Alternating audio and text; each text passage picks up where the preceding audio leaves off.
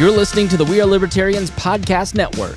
Find all of our shows at wearelibertarians.com. Welcome to We Are Libertarians. You are listening to a very special episode of We Are Libertarians. This is a series we called Defined a while back. As you heard in the first episode, I was thinking about the definitions that we use, and so I want to trace back the history of libertarian thought and define terms, and then also expand that out eventually into the liberal space, the conservative space, and politics at large. And helping with me on this series is Matt Wittlief. Matt, how are you? Good. How you doing, Chris? Pretty well. So that's a little bit of what we're doing here. The first episode I thought went well, and so today we're going to talk a little bit about the history of anarchism and a little bit about, as we kind of discussed in the last episode, you had the scope of human history was essentially a group of people accepting that they would be ruled. Right. And then over time you start to see that, you start to see strains in John Locke and others who start to say, maybe there's other alternatives besides having a strongman rule over us, a king, a whatever. The whole concept of individual liberty. That's exactly right. And today we're going to talk about anarchy and the beginnings of anarchy. And really it begins where, Matt? Begins with, most people will trace this back to William Godwin with his publication of the Inquiry Concerning Political Justice in the very early 1800s, British writer. Right. Yes, he was a contemporary of Thomas Paine and Edmund Burke, and actually was inspired by their back and forth over the French Revolution. Thomas Paine wrote Rights of Man in response to Burke's reflections on the Revolution in France, and then this crackpot, he wasn't a crackpot, but I'm sure people thought he was at the time, comes along and says, what if we just have no government? What if we just got rid of it all? What if we got rid of it all? And it was the first work espousing the principle of anarchism. And so this is from the Wikipedia entry. Political justice argues that humanity will inevitably progress. It argues for human perfectibility and enlightenment. McCann explains that political justice is first and foremost a critique of political institutions. Its vision of human perfectibility is anarchist insofar as it sees government and related social practices such as property, monopoly, marriage, monarchy, as restraining the progress of mankind. Godwin believed that government, quote, insinuates itself into our personal dispositions and insensibly communicates to its own spirit to our private transactions. Instead, Godwin proposes a society in which human beings use their reason to decide the best course of action. The very existence of government, even those founded through consensus, demonstrates that people cannot yet regulate their conduct by the dictates of reason. It goes on, Godwin argued that the link between politics and morality has been severed, and he wants to restore it. McCann explains in Godwin's vision, quote, as public opinion develops in accordance with the dictates of reason, so too should political institutions change until, finally, they will wither away altogether, leaving the people to organize themselves into what would be a direct democracy. Yeah. So it's a revolutionary idea. It has a lot of contradictions in it, but it clearly had an impact and set the stage for many different thinkers. Yeah, and a lot of the places where he's coming from, is not necessarily from, liberty is the best thing, and we should shed ourselves from the shackle of the state in that way. He comes at it, I think, from a very pragmatic, almost technocratic view, if you will, of like, the government's not going to do a good job at this. You're going to do a better job at it yourself, and thus, it should wither away in that regard, as opposed to real foundation of like rights and principles around that, right?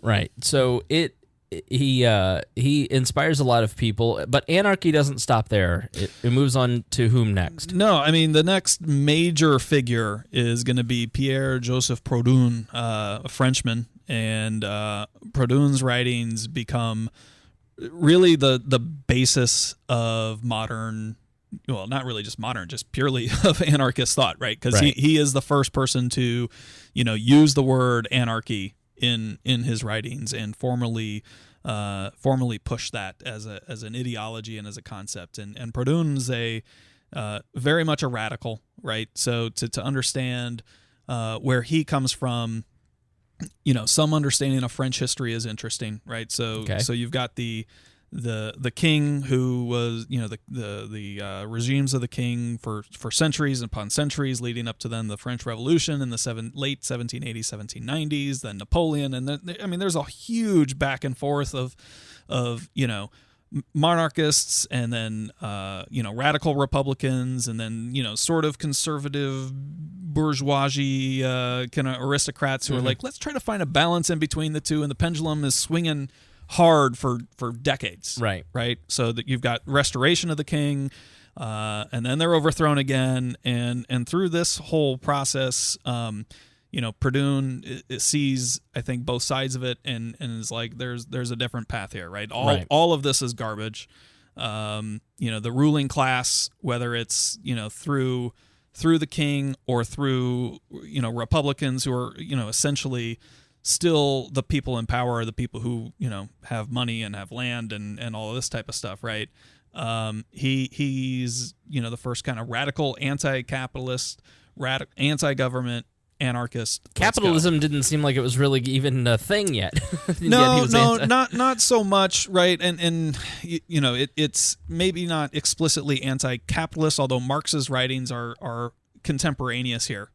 I don't know the exact timing of when each of Proudhon's works kind of coincide with Marx, but it's contemporaneous here, and it's really the rejection of going for the classless society, the unshackling of the aristocracy, and all of that, right? Yeah. So a few. Whoa, excuse me. I'm still playing with all the mics. They're still all being a little buzzy and a little weird. So Proudhon was born in 1809, died in 1865, and he was a French politician, and he was a founder of the mutualist philosophy, which James Neese subscribes to. Matt Cano. I'm sorry, Matt. The libertarian socialist probably would trace his own beliefs back to Proudhon. He was the first person to declare himself an anarchist, and he's regarded as one of the most influential theorists along those lines. He became a member of the French Parliament after the Revolution of 1848, whereafter he referred to himself as a federalist. Yeah, that is kind of a matter of convenience to a degree. That the Revolution of 1848, you've got revolutions sweeping throughout Europe, right? For constitutional governments and republics, and alongside of that, he was able to wedge himself in. He is the originator of the concept of property as theft. Yes. So you could probably think the predecessor of taxation is theft. And I'm sure so you can think if you scream taxation is theft like a crazy person all the time, then you can probably thank him for that as well. Yeah, and that is really his the greatest hits of Proudhon, right? His first major work was entitled "What is Property?" or an inquiry into the principle and right of government. Right. But the argument in there is the assertion that property itself is theft. So this again kind of the conclusion of like how can we create a classless society? How can we not be under the thumb of the ruling elite and such? Is that you got to get rid of property. So he attracted the attention of Marx, and they actually met while Marx was exiled in Paris, and they had a lot of correspondence, and the friendship finally ended when Marx responded to Proudhon in the system of economic contradictions, or the philosophy of poverty, and it basically became the source of the split between the anarchists and the Marxists and in the parties. So And essentially, Proudhon favored workers' associations or co-ops as well as individual worker peasant possessions over private ownership or the nationalization of land and workplaces. He considered social revolution to be achievable in a peaceful manner. So those are some of the ways anarchy is order without power, he wrote in Confessions of a Revolutionary. The phrase which later inspired, in the view of some, the anarchist circled A, symbol today, one of the most common graffiti in the urban landscape. And he tried to create a national bank to be funded by what would be an abortive attempt at an income tax on capitalists and shareholders. So he basically kind of created the credit union with interest-free loans. Pragmatic anarchism. Yes, exactly right. So that's he's a really important figure if you want to look more into him, if you're into that commie anarchist shit. Yeah, and again, I think understanding the origins of the various theories, and right, your interview recently with Matt Wittlief or whatever. Yeah. Clearly there's a direct lineage from the thoughts of Proudhon to various strains of anarchy, just about every other strain of anarchy other than anarcho-capitalism, frankly. Right.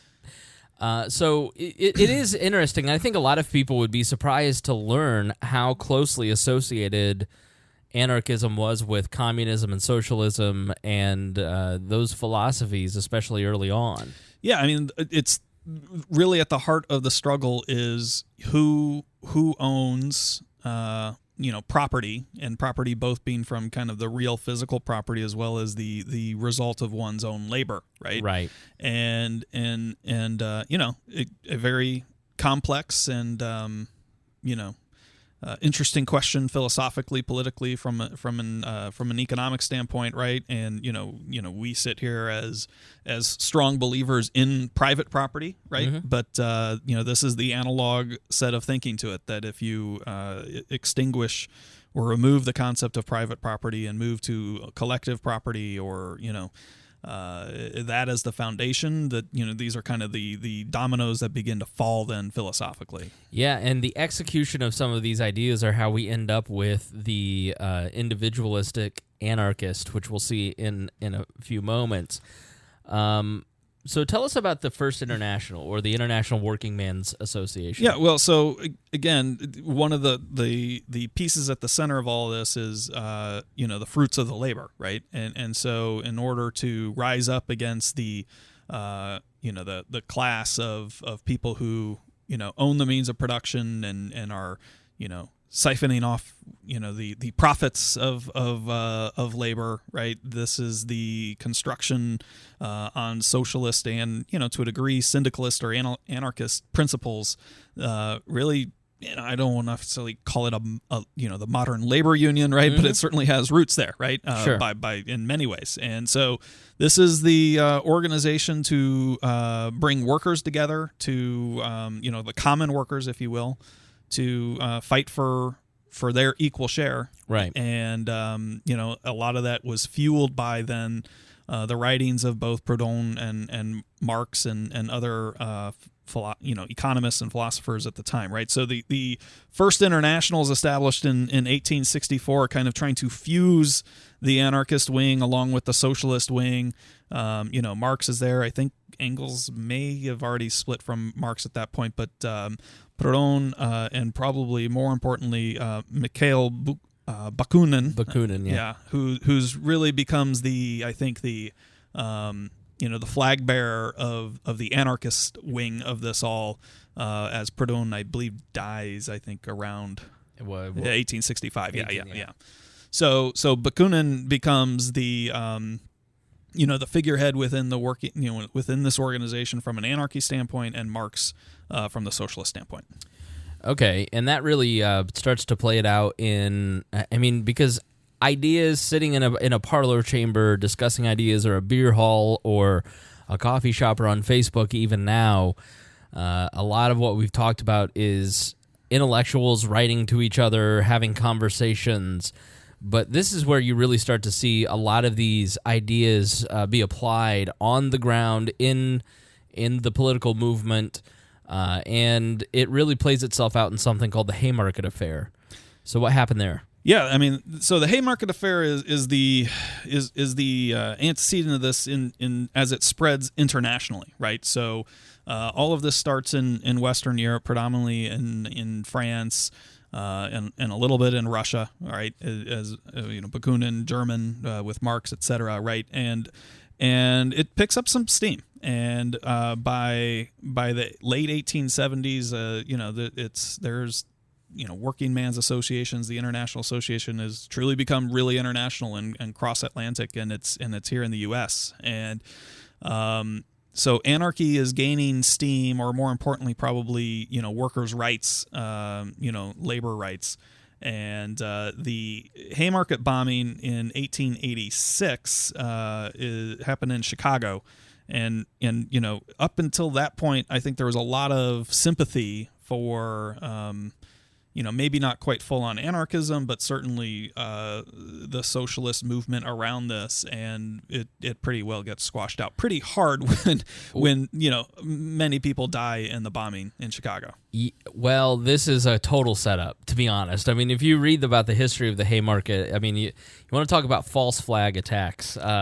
This may be one of the first.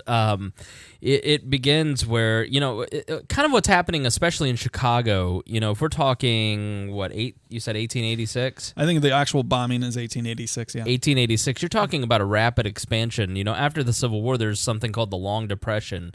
And then out of the Civil War, you have this rapid expansion and a lot of immigration. And, if you've ever read Upton Sinclair's, what was the book? The Jungle. The Jungle, which was the worst book I've ever read in my life. I hated that book so much. Such a boring book. But, it was such an impactful book at the time because people just didn't have any kind of concept of what it was like working in these slums. And it's sort of funny to see... Shameless is like the modern The Jungle, the Showtime's the Shameless show. So you have people in these slums and they're starting to fight for more rights, one of them being the 8-hour workday. And this is, you always see your Union Democrat friends on Labor Day, you're like, what's the point of this again? And they're like, well, labor unions gave you the 8-hour workday. Like, yeah, in 1886. Like, yeah.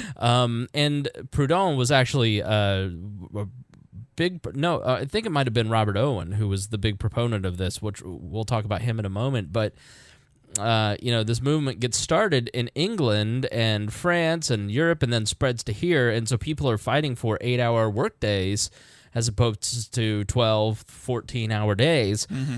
And they start picketing for better wages, especially once Ford comes along, then it really picks up. But, all through this period of antebellum America and in the progressive era even, you have constant battles between companies and their private security agencies like the Pinkertons, which eventually, the Pinkertons were basically this private security agency who were the police force, the paid thugs, essentially, right, of corporations. So let's say you have a company. Well, they're the ones with guns that kind of keep you in line.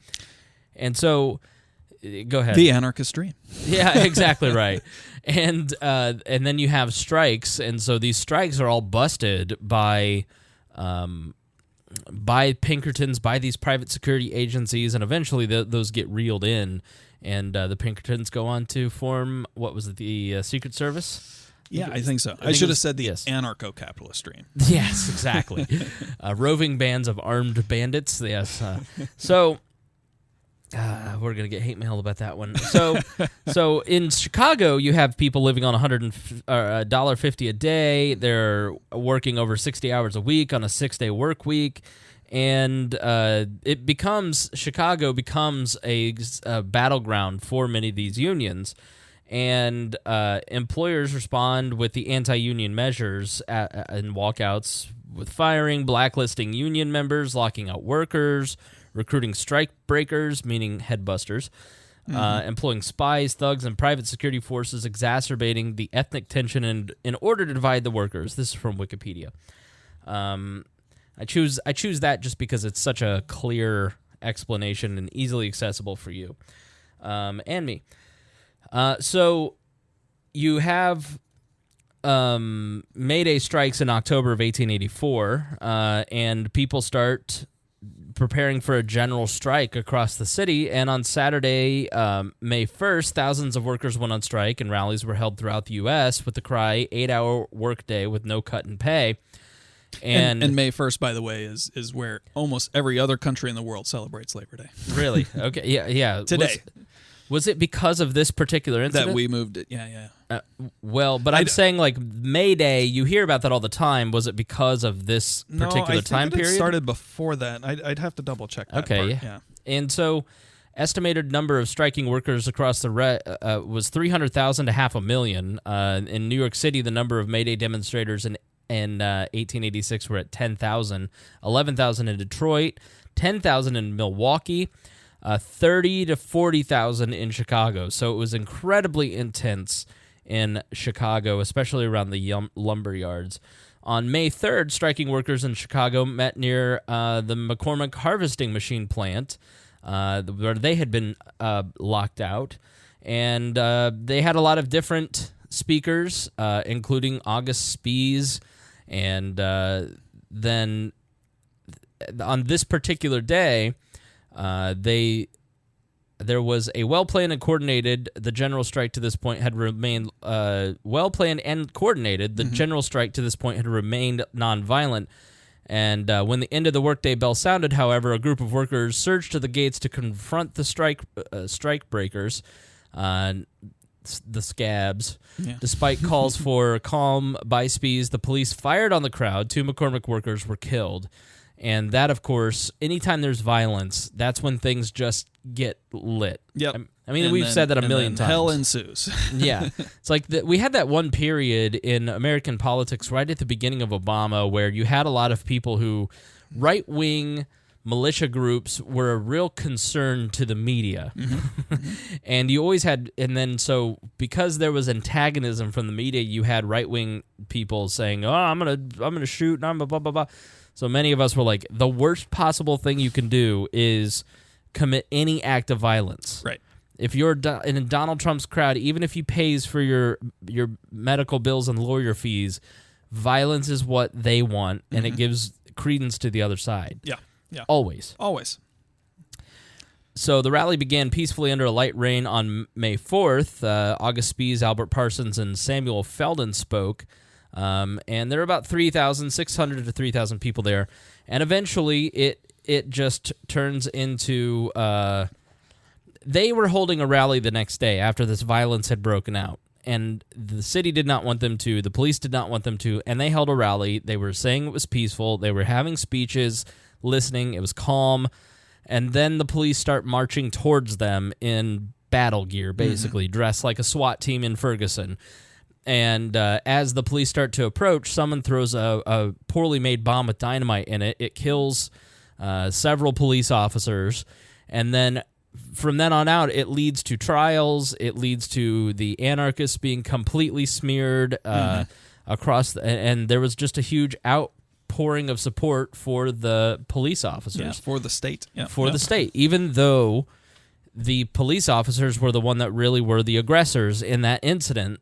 It didn't matter. The press stood by the state, and the anarchists were deemed... Yeah, so any sort of popular, populist support for the concepts of anarchy at that point were reasonably well snuffed out in the United States, right? So, and I did check, May 1st is used to commemorate, actually, the International Workers' Day is what it's usually referred to commemorate the Haymarket bombing. So, right. Yeah. So you end up with the anarchist wing eventually devolving into the labor unions, which devolve into the Democratic Party, which have turned into a blue-collar base of support for the Democrats. And I don't know that unions or the blue-collar support for Democrats will exist in 25 years. But, it seems to me that a lot of those people went for Trump. Yeah, absolutely. That seems to be the tide. So yeah, that becomes picking up like where the left went. Right. When we get to that part of the defined series here, right? So yeah. So let's go back in time and talk about American anarchism. And This next guy is Robert Owen. Yeah. And Robert Owen is he exists in the time of the American founders. He actually spoke when he came to America to a joint session of Congress, and Thomas Jefferson, James Monroe, John Quincy Adams, James Madison were all there to hear him speak about socialism and the utopian dream that he had. So he was a contemporary of the founders, and he was born in England in 1771, and he was a social reformer and a founder of utopian socialism and the co-op movement. And he got heavily involved in the 1800s in improving worker conditions and was instrumental in he bought a textile mill at one point, and he was from a wealthy family like most socialists are. And eventually this textile mill, he kind of took some of his socialist ideas and applied it to what he was doing, sold it off because he wanted to do something a little bit grander. And so he ends up, so this textile mill, like even Nicholas I of Russia, was basically workers, it was the center of their life, and he tried to improve all of their lives. And so it was seen as a new model. But he was very involved in the intellectual circles of the time, like Jeremy Bentham, who, if you've ever seen The Philosopher, who preserved his head and body and is mummified, you can see Jeremy's head. And so in 1813, he authored and published A New View of Society, or Essays on the Principle of the Formation of the Human Character, and explained a lot of his ideas. Owen felt that, now tell me if you think this is workable, Matt. Owen felt that human character is formed by circumstances over which individuals have no control. As a result, individuals cannot be praised or blamed for their behavior or situation in life. This principle led Owen to conclude that the secret behind the correct formation of people's characters is to place them under proper environmental influences, physical, moral, and social, from their earliest years. These notions of irresponsibility of humans and the effect of early influences on the individual's character formed the basis of Owen's system of education and social reform. So, no responsibility whatsoever. Well, okay, so let me attempt to at least interpret maybe a little bit differently here, right? So, I mean, I don't think he's coming. I think he's coming from a very paternalistic standpoint, and you know, he's very much a utopian, quote unquote socialist, as opposed to an economic socialist, right? His whole philosophy is coming from, people can be swayed in all sorts of different directions, and their life circumstances and the events that come around them, may not really be under their control, and you can't figure out how they're going to act from there, and why blame them, right? So let's get people to live in communities that are well structured, nurturing, cooperative, and caring, so that we all have the right influences around us, and can grow together, right? So I think it's a very noble idea, and certainly utopian idea. Can you execute that at grand scale? I mean, that's always the challenge, right? Right. Yeah, so, I mean, so many of the workers that he imported into his factory were orphans. They were thieves, drunks, and basically tried to help them turn their life around, and was somewhat successful in many ways. And he had a huge, based on that paternalistic, he's like, okay, well, we've got all these problems. Why don't we try to weed that out? And he started nursery schools, and was actually, he has a lasting heritage here in Indiana. Sure does. New Harmony. He comes to Indiana at one point, and the Common School Fund in the Indiana Constitution provides that the state of Indiana is constitutionally obligated to fund schools. And that is a piece of his heritage from when he came here. And so eventually he gets the idea that he wants to build a model society for socialism. He wants to implement what he calls a new view of society. Because of the success of his basically charitable business. He becomes kind of a celebrity in both Britain and the United States. Speaks to the House of Commons about the poor laws, and basically, because of the Napoleonic Wars, there's not a lot going on. So he says, I'm going to go to America and try something different. And what he wants to build in America, where he can raise the capital, is a community of about 1,200 people, where he says they should be settled on land from 1,000 to 1,500 acres, with all of them living in one large building that had a public kitchen and dining halls. Eventually, he expanded that to 3,000. Owen also recommended that each family should have its own private apartment and the responsibility for the care of their children until they reached the age of 3. Thereafter, children would be raised by the community at large, but their parents would have access to them at mealtimes and other occasions. Owen further suggested that these socialistic communities might be established by individuals, parishes, counties, or other governmental units. In every case, there would be effective supervision by qualified persons. The work would be the enjoyment, and the work and the enjoyment of its results should be experienced communally. Owen believed that this idea would be the best form for the reorganization of society in general. He called his vision a socialistic utopia, the new moral world. He didn't change it for most of his life. He was married to it. And a number of these communities increased. I mean, there were Owenite communities all across. But the first one, and the granddaddy, was New Harmony, Indiana. New Harmony, yeah. I've been to New Harmony, Indiana, and I've seen it. It's a beautiful town in southern Indiana. Kind of, if you think of Indiana like a boot, it's more towards the toe. Mm-hmm. It's kind of right on the toe by the river. And it was founded by George Rapp's Harmony Society in 1824. They owned the property, and they called it Harmony, and they decided to relocate to Pennsylvania, so Owen took it over in January 1825. And so he goes around trying to gin up support for the idea of this. That's why he was speaking to all of those folks. He eventually convinces a wealthy scientist, philanthropist, and Scot who was living in Philly to join him in New Harmony, William McClure. McClure became the financial partner for this idea, and they eventually attracted scientists, educators, and artists such as Thomas Say, Charles Alexander Lesueur, Madame Marie Duclos Fregatoni.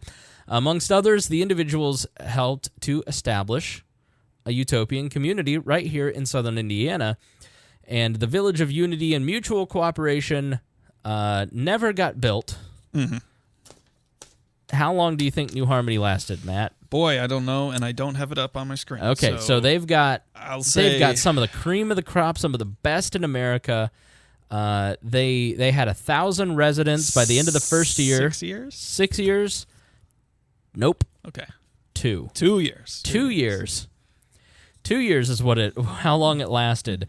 One of the members of this socialistic experience, Josiah Warren, yeah. One of the participants at New Harmony, asserted that the community was doomed to failure due to a lack of individual sovereignty and personal property. In describing the Owenite community, Warren explained, "We had a world in miniature. We had enacted the French Revolution over and over again with despairing hearts instead of corpses as a result. It appeared that it was nature's own inherent law of diversity that had conquered us. Our united interests were directly at war with the individualities of the persons and circumstances and the instinct of self-preservation."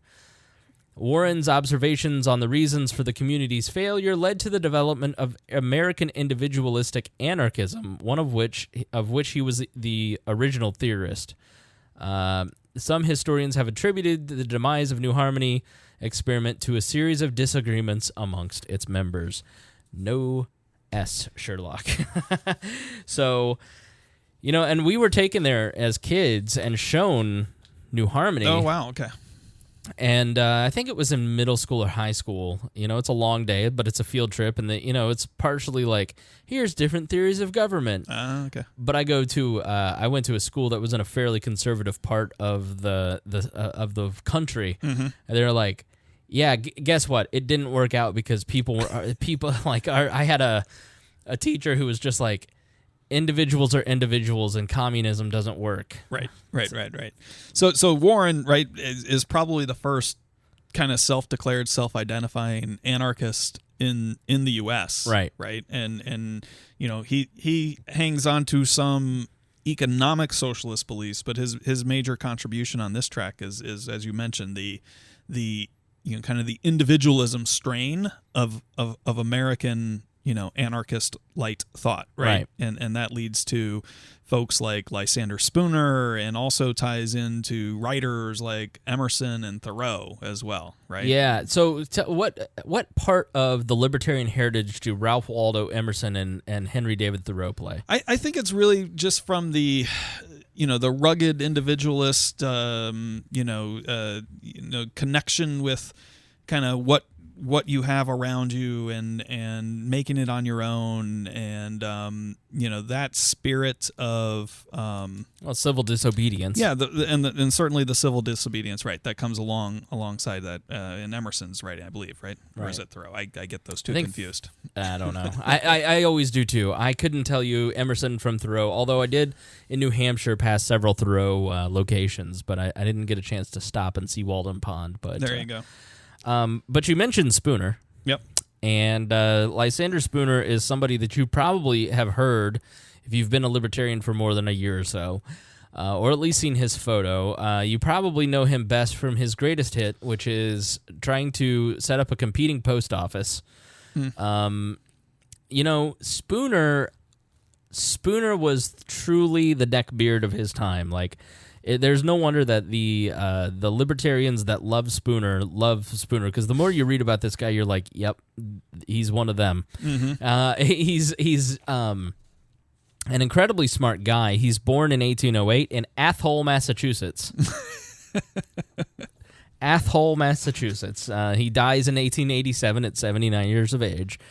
He wrote No Treason and the Unconstitutionality of Slavery.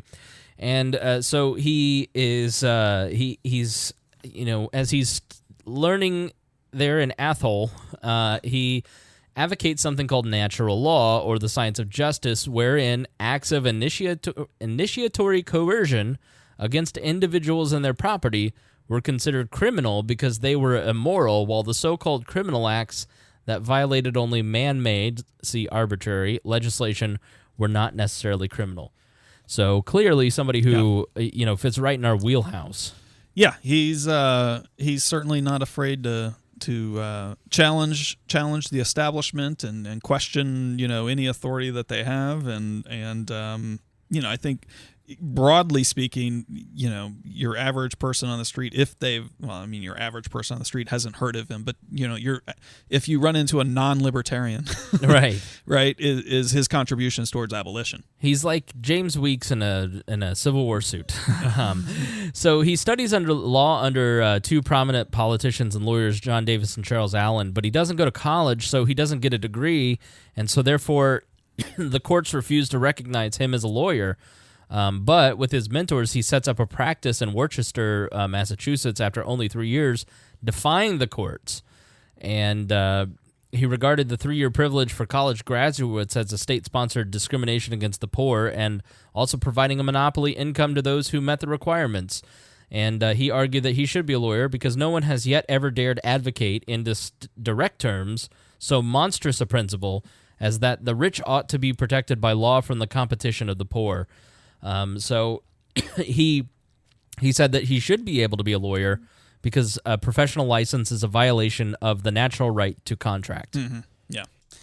Yep. So, with Spooner and his, long career of writing, really, kind of rounds out the 19th century, I think. And now as we move into 20th century America, and kind of the ancestry of libertarian / anarchist thinking, you start to move into names that people will probably know a lot more, and they're borrowing bits and pieces from the American individualist ideal, the anarchism that springs out of socialist worker type of things in Europe, and fusing that all together, and you get people now like Ludwig von Mises and Ayn Rand, and to a lesser degree H.L. Mencken, one of my personal favorites. Yeah, love Mencken. Maybe not truly a libertarian per se. No, he was definitely anti-authority. He was anti-power. Exactly. And that's why he would be sometimes considered in that. But, Rose Wilder Lane, Albert J. Nock, Leonard Reed, some of these names that you hear, even Hayek. Hayek would be sort of he's not in that first half, he's sort of mid-century.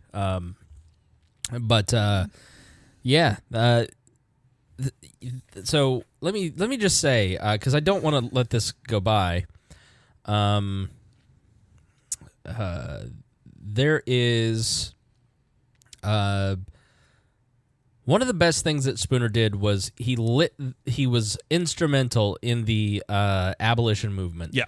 And basically wrote the legal. I mean, he was a legal advisor to many runaway slaves. Mm-hmm. He was someone who was writing the legal, the unconstitutionality of slavery was the legal framework. He wrote that in the 1840s. In the 1840s for abolishing slavery. So he was really instrumental in fighting for human freedom for African slaves and Black Americans. So rich heritage amongst libertarians, and Lysander Spooner specifically for that. So let's do this. Let's stop there. Okay. Let's leave the 20th century to the third episode. Yep. Because libertarianism in the 20th century becomes much more complex, and I want to make sure that we're following all of it. But you've got a lot of. That's really when libertarianism starts to take hold. If you look over the overarching framework of what we've talked about over the last 300 years.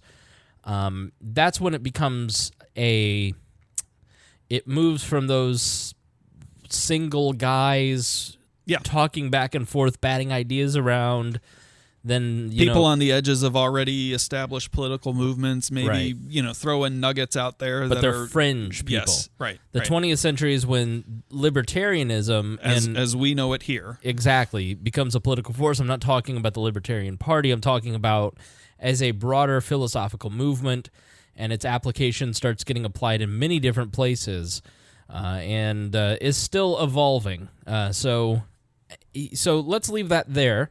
As always, if you feel like we've missed anything, or if there's anything that you feel we should correct, then please, editor@wearelibertarians.com.